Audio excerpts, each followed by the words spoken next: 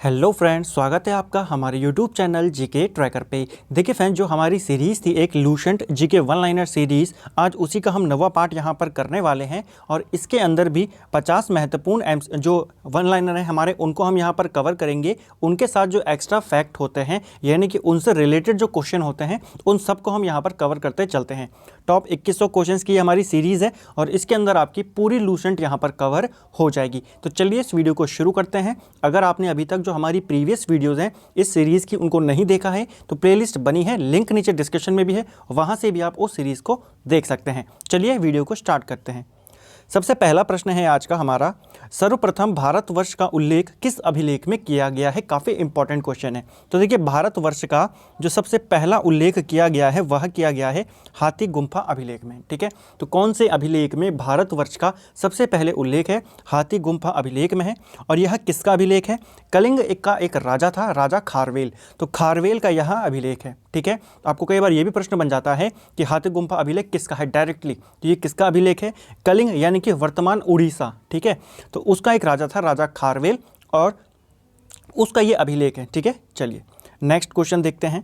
स्वतंत्रता के बाद सर्वाधिक हड़प्पा संस्कृति के स्थल भारत में कहाँ से मिले हैं? तो देखिए, आज़ादी से पहले क्या हुआ था, उस समय जब ये पुरास्थल निकलने लगे थे, एक के बाद एक आ रहे थे बाहर, तो मैक्सिमम जो आए वो पाकिस्तान में चले गए आज़ादी के बाद। ठीक है, तो स्वतंत्रता के बाद सर्वाधिक जो भारत से मिले हैं वो गुजरात राज्य से मिले हैं। ठीक है, ये आपको ध्यान में रखना है। नहीं तो जो बड़े बड़े नगर हैं जैसे हड़प्पा हो गया, मोहनजोदाड़ो हो गया, ये दोनों कहाँ हैं अभी वर्तमान में? ये पाकिस्तान के अंदर हैं। ठीक है, चलिए अगला हमारा यहाँ पर प्रश्न है, महात्मा बुद्ध के जन्म व मृत्यु की तिथियों को किस अभिलेख के आधार पर निश्चित किया गया है? यानी कि महात्मा बुद्ध के जन्म और मृत्यु की जो डेट्स हैं उनको किस आधार पर डिसाइड किया गया है कि इस समय उनका जन्म हुआ था, इस समय उनकी मृत्यु हुई थी?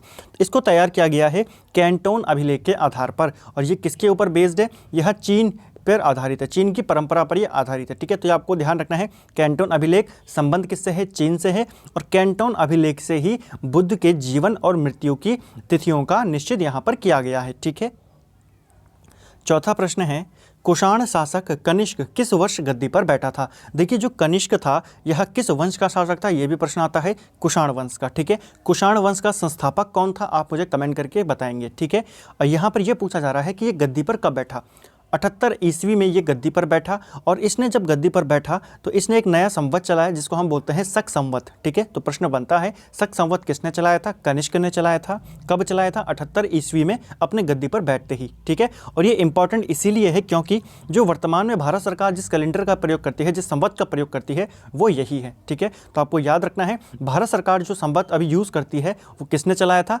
कनिष्क ने चलाया था। ठीक है, अगला प्रश्न है, संगम काल में किसानों को क्या कहा जाता था? तो देखिए, संगम काल के अंदर किसानों के लिए वेल्लोर शब्द का प्रयोग किया जाता था। और जो किसानों का प्रमुख होता था, जैसे किसानों का कोई नेता है, तो उसके लिए वेलीर शब्द का प्रयोग किया जाता था। ठीक है, अगला है हमारा, बेलूर में चेन्नाकेशवा मंदिर का निर्माण किसने करवाया था? काफ़ी इंपॉर्टेंट क्वेश्चन है ये। ठीक है, देखिए, चेन्नाकेशवा मंदिर कहाँ है? बेलूर के अंदर है। और इसका निर्माण कराया था विष्णुवर्धन ने। ठीक है, विष्णुवर्धन जो था यह होयसल वंश का संस्थापक था, यह आपको ध्यान में रखना है। ठीक है, कई बार डायरेक्टली ऐसे प्रश्न बन जाता है कि जो होयसल वंश था इसका संस्थापक कौन था, या फिर चेन्नाकेशवा मंदिर किस वंश के शासकों ने बनवाया था? होयसल वंश, नाम पूछेगा राजा का तो विष्णुवर्धन। और इसकी राजधानी कहाँ थी? द्वार समुद्र, जिसको हम आज हलिवेट के नाम से जानते हैं, आधुनिक हलिवेट, तो वो इनकी राजधानी थी। ठीक है, तो ये भी प्रश्न बनता है, द्वार समुद्र किसकी राजधानी थी? तो यह होयसल वंश के शासकों की राजधानी थी। ठीक है, अगला है, किस वंश के शासक मेवाड़ पर शासन करते थे? तो सिसोदिया वंश के जो शासक होते थे वो मेवाड़ पे शासन करते थे। और जो वहाँ पर एक विजय स्तंभ बनाया गया है वो किसने बनाया था? राणा कुंभा ने। तो राणा कुंभा भी इसी वंश से संबंधित था। ठीक है, इनकी राजधानी कहाँ थी? चित्तौड़गढ़ इनकी राजधानी थी, यह आपको ध्यान में रखना है। तो मेवाड़ पर शासन करने वाला वंश कौन सा वंश था? सिसोदिया वंश था, और इनकी राजधानी थी चित्तौड़। अगला है, दिल्ली के किस सुल्तान ने एक नया कर सिंचाई कर लगाया था। तो देखिए सिंचाई के ऊपर टैक्स लगाने वाला या सिंचाई टैक्स लगाने वाला दिल्ली का जो पहला सुल्तान था वो था फिरोज शाह तुगलक। तो प्रश्न बनता है एग्जाम में कि इनमें से किस सुल्तान ने एक नया कर सिंचाई कर शुरू किया था। तो सिंचाई कर शुरू किया था फिरोज शाह तुगलक ने, और ये दिल्ली का पहला सुल्तान था जिसने ब्राह्मणों पर जजिया कर भी लगाया था। ठीक है, तो जजिया कर लगाने वाला पहला दिल्ली का सुल्तान कौन था? फिरोज शाह तुगलक। ठीक है, जिसको बाद में जाके अकबर ने बंद करा और फिर से औरंगजेब ने शुरू करा। अगला है सिख धर्म के संस्थापक गुरु नानक देव किस सूफी संत से प्रभावित थे?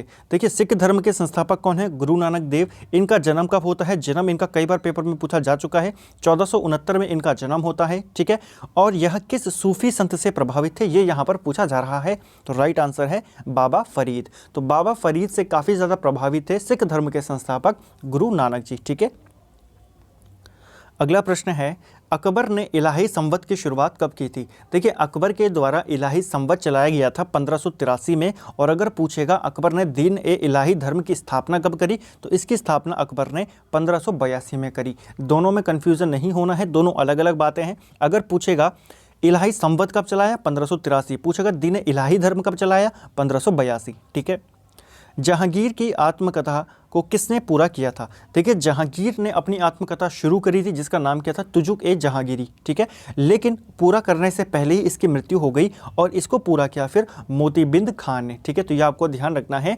किस मुगल शासक की जो आत्मकथा है उसको मोतीबिंद खान ने पूरा किया है? जहांगीर की। ठीक है, अगला है शिवाजी को राजा की उपाधि किसने दी थी? देखिए शिवाजी को राजा की उपाधि औरंगजेब ने दी थी। ठीक है, शिवाजी का राज्याभिषेक कब होता है? 1674 में आई थिंक इनका राज्याभिषेक होता है। ठीक है, ये आपको ध्यान में रखना है, गंगभट्ट के द्वारा।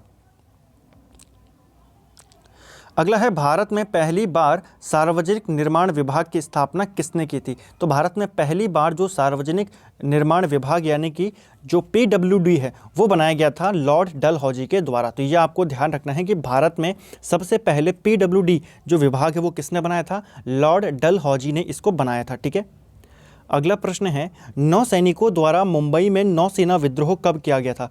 देखिए जो नौसैनिक थे भारत के उस समय, मुंबई में INS तलवार यहाँ पर ड्यूटी पे था, जो युद्धपोत होता है। ठीक है, तो उसके नौसैनिक जो थे उन्होंने विद्रोह कर दिया था। उनकी मांग ये थी कि जो भेदभाव होता है वहाँ पे उनका, उन्होंने समानता की बात करी थी, यानी कि भेदभाव ना हो। ठीक है, तो ये आपको ध्यान रखना है, भेदभाव के खिलाफ उन्होंने आवाज़ उठाई थी 19 फरवरी 1946 को। ठीक है, तो ये यहाँ पर विद्रोह हुआ था जिसको बाद में किसने दबा दिया था? ये दबा दिया था जो सरदार पटेल हैं इन्होंने। ठीक है, तो ये आपको ध्यान रखना है। नौसैनिकों का विद्रोह 19 फरवरी को हुआ, और कराची में भी वायुसेना का विद्रोह होता है, वो होता है 20 फरवरी 1946 को। इनकी भी मांग वही थी कि जो भारतीय सैनिक है और जो अंग्रेज सैनिक है उनमें भेदभाव ना किया जाए। तो ये दोनों विद्रोह आपको ध्यान रखने हैं। ठीक है, अगला है वेदों की ओर लौटो नारा किसने दिया था? तो वेदों की ओर लौटो नारा यह दिया था दयानंद सरस्वती ने। ठीक है, समुद्री मार्ग से पूरे विश्व का चक्कर लगाने वाला प्रथम व्यक्ति कौन था? तो देखिए समुद्री मार्ग से पूरे दुनिया का चक्कर लगाने वाला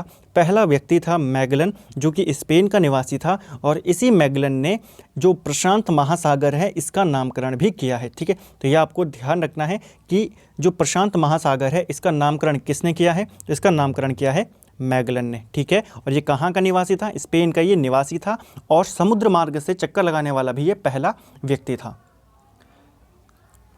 अगला है भूगोल में पृथ्वी के उस भाग का अध्ययन किया जाता है जो मानव के रहने का स्थान है, यह कथन किसने कहा था? तो देखिए भूगोल पृथ्वी के उस भाग का अध्ययन है जहां हम रहते हैं, ये कहा था आर्थर होम्स ने। एक देशांतर का अंतर होने पर समय में कितने मिनट का अंतर आता है? तो अगर दो स्थान हैं, दो जगह है, और उनमें एक देशांतर का अंतर अगर आ जाता है तो टोटल समय के अंदर 4 मिनट का अंतर आ जाएगा। ठीक है, आपको पता है कि जो एक देशांतर होता है वो 4 मिनट के बराबर होता है। ठीक है, कई बार डायरेक्टली प्रश्न भी ये बन जाता है। अगला है भूकंप के केंद्र के ठीक ऊपर पृथ्वी की सतह पर स्थित बिंदु क्या कहलाता है?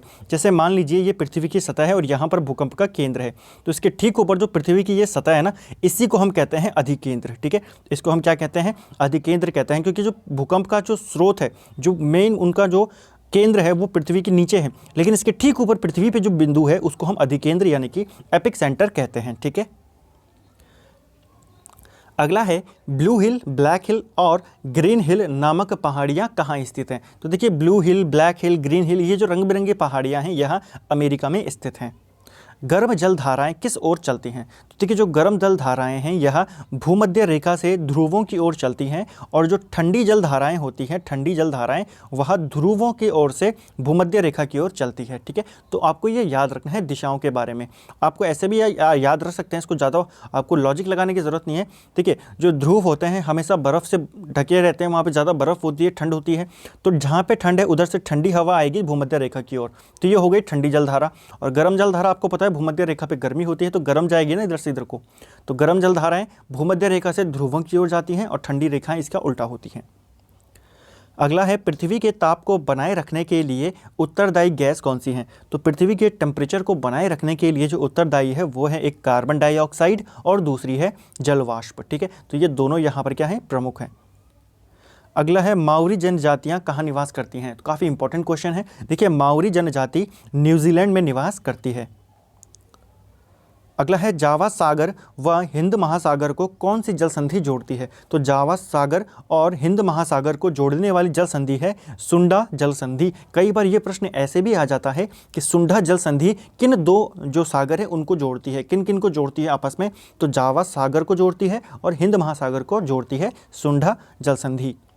अमेरिका की राजधानी वाशिंगटन डीसी किस नदी के तट पर स्थित है। तो देखिए अमेरिका की राजधानी है वाशिंगटन डीसी और यह पोटोमैक नदी के तट पर स्थित है। अगला है वियतनाम की राजधानी कहाँ स्थित है। तो वियतनाम काफ़ी इंपॉर्टेंट है और इसकी राजधानी कई बार एग्जाम में पूछी जाती है, तो हनोई इसकी राजधानी है। कई बार ऐसे भी आ जाता है कि जो हनोई है ये कहाँ की राजधानी है, तो यह वियतनाम की राजधानी है। और वियतनाम की मुद्रा की बात करें तो डांग वियतनाम की मुद्रा है। ठीक है, अगला है यहाँ पर भोर घाट दर्रा किस किस को जोड़ता है। तो देखिए ये काफ़ी इंपॉर्टेंट दर्रे हैं, यहाँ से प्रश्न पेपर में बन जाता है। ठीक है, जो भोर घाट दर्रा है ये जोड़ता है मुंबई और पुणे को। ठीक है, इसके अलावा नासिक को मुंबई से कौन जोड़ता है, थाल घाट, और पाल घाट जोड़ता है कोयम्बटूर से कोच्चिन को। तो ये आपको ध्यान रखना है, तीनों को आपको याद रखना है। भोर घाट किस किस को जोड़ता है, मुंबई और पुणे को। नासिक और मुंबई को कौन जोड़ते हैं, थाल घाट, और कोयम्बटूर से कोच्चिन को जोड़ते हैं पाल घाट। अगला है लक्षद्वीप समूह में कुल कितने द्वीप हैं। तो लक्षद्वीप समूह के अंदर कुल 36 द्वीप हैं और लक्षद्वीप जो है यह अरब सागर में स्थित है। ठीक है, तो ये आपको ध्यान रखने हैं कि लक्षद्वीप समूह के अंदर कुल कितने द्वीप आते हैं। इसके अंदर कुल 36 द्वीप आते हैं और यह अरब सागर में स्थित है। ठीक है, जबकि अगर बात करें 36 में से केवल 11 द्वीपों में ही आबादी यहाँ पर निवास करती है। ये प्रश्न बन सकता है।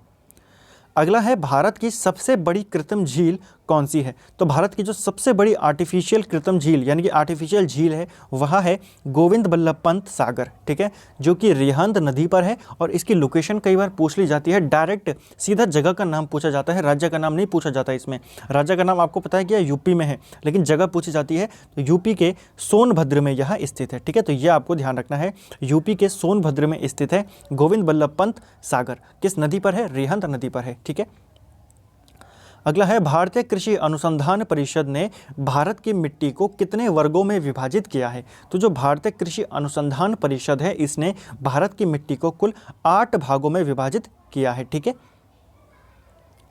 अगला प्रश्न है स्टील अथॉरिटी ऑफ इंडिया यानी कि जिसको हम सेल कहते हैं, steel authority of India limited, इसकी स्थापना कब की गई थी। तो केंद्र सरकार के द्वारा 24 जनवरी 1973 को steel authority of India limited की स्थापना यहाँ पर की गई थी। ठीक है, अगला है बिजली से चलने वाली प्रथम सवारी गाड़ी कौन सी थी। तो बिजली से चलने वाली पहली सवारी गाड़ी जो थी वह थी डेक्कन क्वीन, जो कि 1930 में चलती है मुंबई से पुणे के बीच में। ठीक है, तो कब चलती है, 1930 में मुंबई से पुणे के बीच में।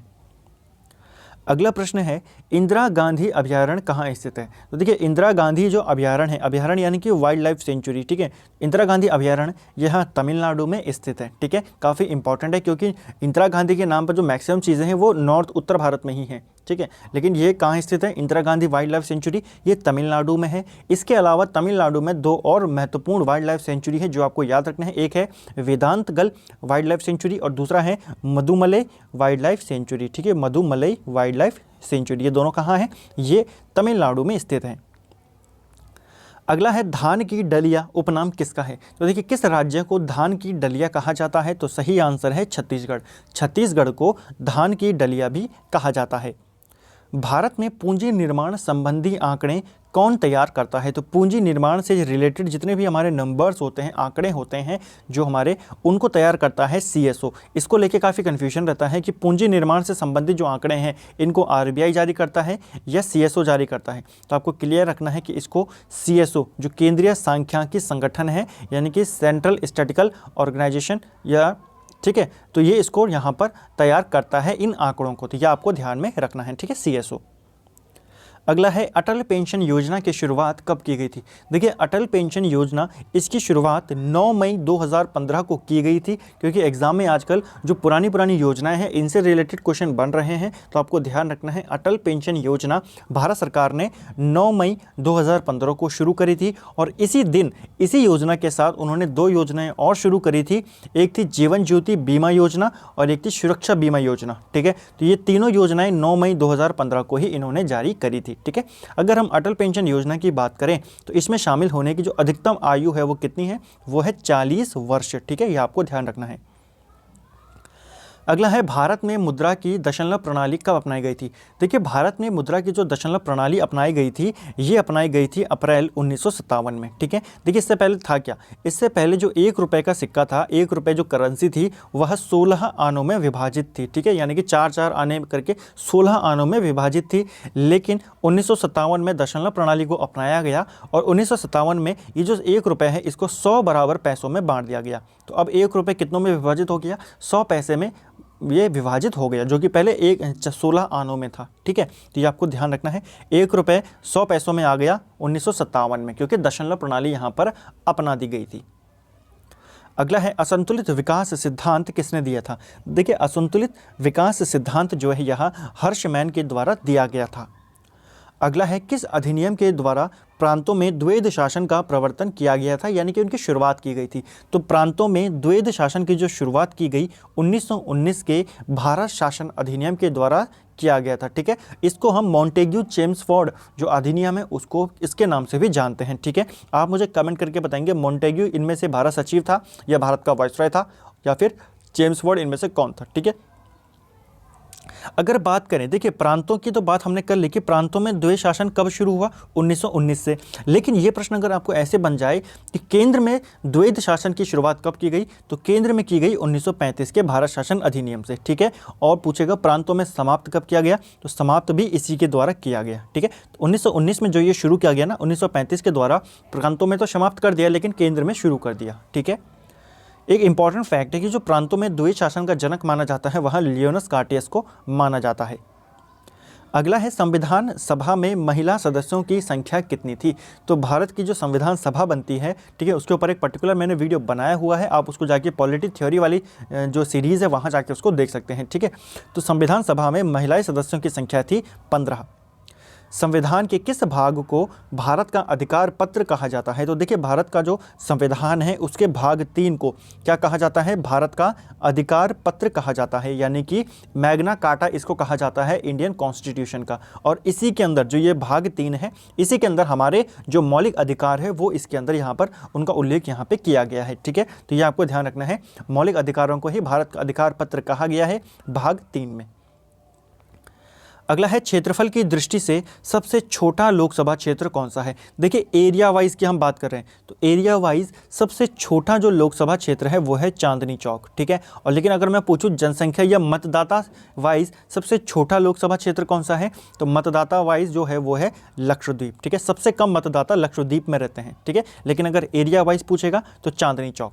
अब अगर एरिया वाइज सबसे बड़ा पूछा जाए तो लद्दाख होगा, ठीक है। एरिया वाइज सबसे बड़ा तो वो है लद्दाख। और अगर मतदाता के हिसाब से पूछेगा सबसे बड़ा लोकसभा क्षेत्र कौन सा है मतदाता के हिसाब से, तो वो होगा हमारा जो बाहरी दिल्ली है वो होगा, ठीक है। ये आपको ध्यान में रखना है।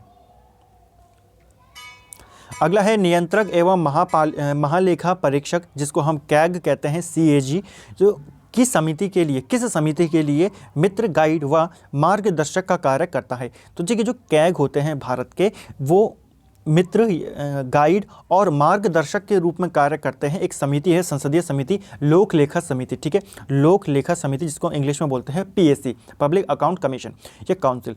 तो ये पीएससी जो है इसके लिए मार्गदर्शक का कार्य करता है कैग। वर्तमान में भारत के कैग कौन है वो आप मुझे कमेंट करके बताएंगे, ठीक है फ्रेंड्स। अगला है उपभोक्ता संरक्षण अधिनियम कब पारित हुआ था। देखिए उपभोक्ता अधिनियम जो ये था, संरक्षण अधिनियम, कई बार एग्जाम में पूछा जा चुका है और ये पारित होता है 1986 में। केंद्र सरकार द्वारा केंद्र राज्य संबंध पर सरकारिया आयोग गठन कब किया गया। तो देखिए जो सरकारिया आयोग था, कई बार ये प्रश्न बनता है सरकारिया आयोग का गठन क्यों किया गया था। तो केंद्र और राज्यों के बीच जो संबंध थे उनके जांच के लिए, या कि किसका अधिकार कितना होगा, किस पे किसका अधिकार होगा, उस चीज़ की जांच के लिए केंद्र सरकार ने एक आयोग का गठन किया गया था, सरकारिया आयोग। कब किया गया था? 1983 में उन्होंने इसका गठन किया था। अगला है योजना आयोग के प्रथम उपाध्यक्ष कौन थे। तो देखिए जो योजना आयोग था जिसके पहले उपाध्यक्ष बने थे गुलजारी लाल नंदा। आपको पता है योजना आयोग अब समाप्त कर दिया गया है, इसकी जगह पे नीति आयोग है और नीति आयोग के अभी वर्तमान अध्यक्ष कौन है? प्रधानमंत्री नरेंद्र मोदी हैं। और उपाध्यक्ष अगर पूछेगा तो राजीव कुमार अभी इसके उपाध्यक्ष हैं, ठीक है। नहीं, राजीव कुमार तो शायद कुछ और, आप मुझे कमेंट करके बताना चाहिए, यहाँ में थोड़ा सा कन्फ्यूजन यहाँ पे हो रहा है, ठीक है। राजीव कुमार है कि कोई और है नीति आयोग के उपाध्यक्ष। अब बात करें अगर प्रथम योजना आयोग के अध्यक्ष कौन थे, तो वो थे प्रधानमंत्री जवाहरलाल नेहरू, ठीक है। तो फिर आप मुझे कमेंट करके बताना है कि योजना आयोग के अभी वर्तमान के उपाध्यक्ष, जो नीति आयोग है उसके वर्तमान में कोई उपाध्यक्ष कौन है, ठीक है। अगला है भारत सरकार द्वारा राष्ट्रीय प्रतीक को कब अपनाया गया था। देखिए भारत सरकार का जो राष्ट्रीय प्रतीक है जो कि सारनाथ के अशोक स्तंभ से लिया गया है, इसको अपनाया गया था 26 जनवरी 1950 को, ठीक है। कहाँ से लिया गया है? सारनाथ के अशोक स्तंभ से। इसके नीचे क्या लिखा है? इसके नीचे लिखा गया है सत्यमेव जयते, जो कि किस लिपि में है? देवनागरी लिपि में, ठीक है। और ये जो सत्यमेव जयते है जो भारत का आदर्श वाक्य है, यह मुंडको उपनिषद से लिया गया है। तो आपको डायरेक्टली प्रश्न बनता है जो सत्यमेव जयते है भारत का आदर्श वाक्य, इसे किस उपनिषद से लिया गया है? तो मुंडको उपनिषद से इसको लिया गया है। अगला प्रश्न है सौर मंडल की खोज करने वाले कोपरनिकस का संबंध किस देश से था। तो जो कोपरनिकस हैं जिन्होंने सौर मंडल की खोज करी हमारे, तो उनका संबंध था पोलैंड से। कहाँ के निवासी थे? पोलैंड के ये निवासी थे। अगला है खेल परिसर बेलोड्रम किस खेल से संबंधित है। देखिए जो बेलोड्रम है यह एक प्रकार का खेल परिसर, जैसे फुटबॉल ग्राउंड में खेला जाता है ना, क्रिकेट पिच में खेला जाता है, तो उसी प्रकार जो साइकिलिंग है वह वेलोड्रम के अंदर खेली जाती है, ठीक है। जो साइकिलिंग का जो ग्राउंड होता है, साइकिलिंग का जो परिसर है, खेल परिसर, उसको वेलोड्रम कहते हैं, ठीक है। जैसे आपको पता होगा बैडमिंटन कोर्ट में खेला जाता है ना, उसी प्रकार कबड्डी मैट में खेली जाती है, उसी प्रकार साइकिलिंग जो है वह वेलोड्रम में की जाती है। अंतिम प्रश्न है आज का, भाभा परमाणु अनुसंधान केंद्र द्वारा विकसित सुपर कंप्यूटर का नाम क्या है। तो भाभा परमाणु अनुसंधान केंद्र ने एक सुपर कंप्यूटर को विकसित किया है जिसका नाम है अनुपम, ठीक है। तो ये आपको ध्यान रखना है अनुपम क्या है। तो जो भाभा एटॉमिक रिसर्च सेंटर है उसके द्वारा एक विकसित किया गया सुपर कंप्यूटर है, ठीक है। तो फ्रेंड्स ये थे हमारे Lucent GK one liner series का ये हमारा 9वां पार्ट था। 450 क्वेश्चन को हम यहाँ पर कवर कर चुके हैं। काफ़ी इंपॉर्टेंट क्वेश्चन है। अगर आप इनको पढ़ने के बाद देखेंगे कि आपको कितने सारा आपने लूसेंट को कवर कर लिया है, आपको हर टॉपिक से, हर चैप्टर से आपको यहाँ पे क्वेश्चन देखने को मिलेंगे। तो उम्मीद करता हूँ आपको वीडियो पसंद आया होगा। वीडियो पसंद आता है वीडियो को लाइक करें, शेयर करें और चैनल को अपने ज़्यादा से ज़्यादा दोस्तों के साथ शेयर करें, ज़्यादा से ज़्यादा लोगों को चैनल के साथ जोड़ें और उन्हें बताएं कि अच्छा चैनल है यहाँ पर, ठीक है फ्रेंड्स। उम्मीद करता हूँ वीडियो आपको अच्छा लगा होगा। Thank you friends.